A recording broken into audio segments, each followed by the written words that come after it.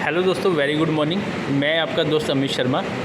दोस्तों, आज के इस टॉपिक में हम बात करेंगे कि जो हमारे कैपेसिटर पैनल में APFC कंट्रोलर लगा रहता है, उस कंट्रोलर के ऊपर में जो 15 या 16 चैनल होते हैं उसको हम किस तरह से असाइन करते हैं, और अगर किसी चैनल को हमें असाइन नहीं करना है तो हम उसको किस तरह से डिसेबल कर सकते हैं। तो इसके बारे में इस वीडियो में हम देखेंगे। तो जैसे कि दोस्तों हम देख रहे हैं, ये हमारा कैपेसिटर पैनल है जो कि 800 kVAR का है, और इसके ऊपर में जो कंट्रोलर लगा हुआ है वो है BR5600T। तो 5600T मॉडल का ये कंट्रोलर लगा हुआ है, और ये एप्कोस कंपनी का कंट्रोलर है। अब अगर हम इस मेन डिस्प्ले की बात करें तो यहाँ पे हम देख रहे हैं, सबसे नीचे हमें देखने को मिल रहा है कि इस कंट्रोलर में टोटल 16 नंबर आउटपुट चैनल है। और यहाँ पे अगर हम देखें तो यहाँ पे जो लाइन्स आ रही हैं, इसका मतलब है कि ये जो चैनल है असाइन है, और जहाँ पे चैनल के सामने में एम्प्टी स्पेस आ रहा है, इसका मतलब कि वो चैनल असाइन नहीं है।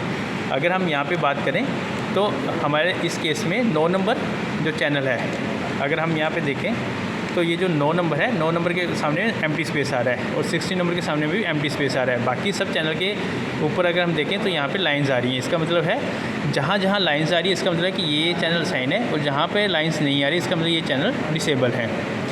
और जिस चैनल के सामने में इस तरह का साइन आए, इसका मतलब है कि वो जो चैनल है वो अभी ऑन कंडीशन में है। तो यहाँ पे अभी हम देखें तो 1 और 2 नंबर चैनल जो है वो ऑन है। और सेम यहाँ पे अगर हम देखें नीचे में पैनल में, तो यहाँ पे 2 LED ऑन आ रहे हैं, एक फर्स्ट चैनल का और सेकंड चैनल का।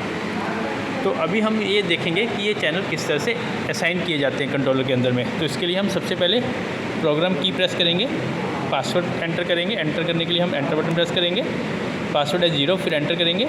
उसके बाद हम जाएंगे एक्सपोर्ट एडिट में, इसके बाद डाउन एरो प्रेस करेंगे कैपेसिटर कंट्रोल में। यहाँ पे हम देखेंगे तो टारगेट की हमने जो PF वैल्यू है वो असाइन कर रखी है 1। इसके बाद हम जाएंगे नेक्स्ट स्टेप में, फिर नेक्स्ट स्टेप आएगा। थायरिस्टर के केस में जो करेक्शन टाइम साइकिल है वो 25 साइकिल है, और जो डिस्चार्ज टाइम है वो 500 साइकिल रखा जाता है। अगर कॉन्टैक्टर होता तो इस केस में इसको हम कम भी कर सकते हैं, लेकिन थायरिस्टर के केस में 450 से 500 के बीच में रखा जाएगा। अभी हम यहाँ देखें तो यहाँ पे स्टेप कॉन्फ़िगरेशन बैलेंस लिखा आ रहा है। तो यहाँ पे हमने किस तरह के जो हमारे कैपेसिटर बैंक में जो हमने कॉन्फ़िगरेशन असाइन की है वो हमने बैलेंस टाइप चूज़ किया है। अब इसमें हम एंटर करेंगे।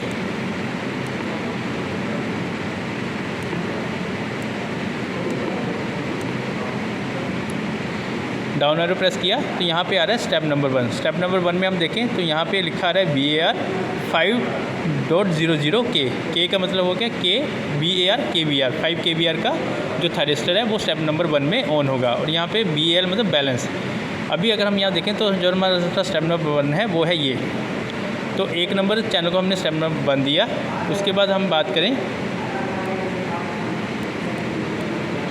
स्टेप नंबर 2 की, तो यहाँ पे भी हमने 2 नंबर स्टेप में बैलेंस कॉन्फ़िगरेशन यूज़ किया, और हमने जो रेटिंग असाइन करी वो करी 5 kVR की। तो जब 2 नंबर स्टेप ऑन होगा तो भी 5 kVR का थायरिस्टर ऑन होगा। अभी हम बात करते हैं, जैसे कि हमने 9 नंबर जो था वो हमने डिसेबल किया हुआ था, तो उसमें क्या डिफरेंस है।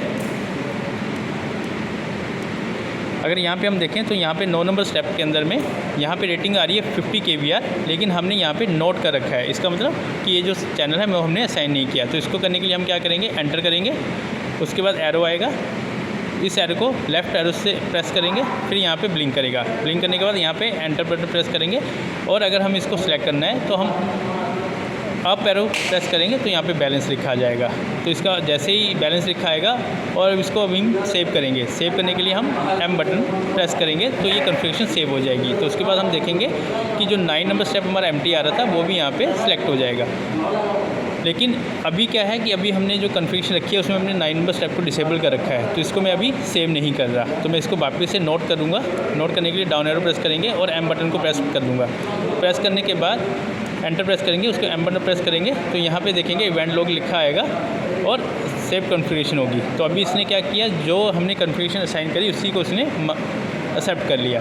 अगर मैं वहाँ पर 9 नंबर के सामने में बैलेंस करता और इसको सेव करता तो यहाँ पे ये जो डॉटेड एरो आ रहा है ये एरो हट जाता, ये स्ट्रेट लाइन आ जाती यहाँ पे नीचे में।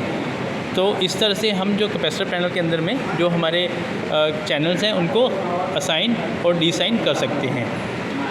बेसिकली इस असाइन करने और डिसाइन करने का बेनिफिट ये रहता है कि अगर मान लीजिए कभी हमारा कोई चैनल ख़राब हो गया या हम उस थायरिस्टर को यूज़ नहीं कर रहे हैं या थायरिस्टर में कोई फॉल्ट है, तो हम उस चैनल को यहाँ से डिसेबल कर सकते हैं और उसके कारण हमारे जो नेक्स्ट जितने भी हमारे अदर्स जो थायरिस्टर हैं, कैपेसिटर लगे हुए हैं कैपेसिटर बैंक में, वो सिक्वेंसली ऑन होते रहेंगे सिवाय कि उस स्टेप को छोड़कर। Thank you.